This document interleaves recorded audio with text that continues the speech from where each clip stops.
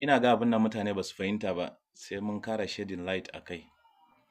Wato, idan aka ce ana son zaman lafiya tsakanin musulmai da krista, ba wai ana nufin ku so juna ba ne. Na ji wasu suna magana ba za su taɓa su so mu ba, mu ma ba ma son su da sauransu. Ba wannan ne abin da mu muke bukata ba. Idan aka ce a zauna lafiya, ko tsakaninka da dabbobi ma in ka zauna za ku iya ku zauna lafiya da su, balle tsakaninka da ɗan uwanka ɗan adam. What we are talking about here is muna magana humanity ne, religious tolerance. Wato wannan religious tolerance din, kar addinin wani ya kai kamar yana sokinka. Idan wani yana addininsa a gefe, kar ya zama kamar yana sokinka. Ba ce sai ka so mai shi ba.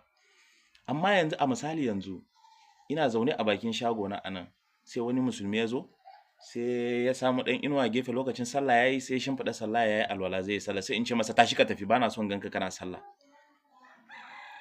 Ba bugacin kika ba, ba bugaci in soka ba. Amma religious tolerance zai iya yi abinsa, ko a bakin shago ne ya zo sai ya yi sallansa.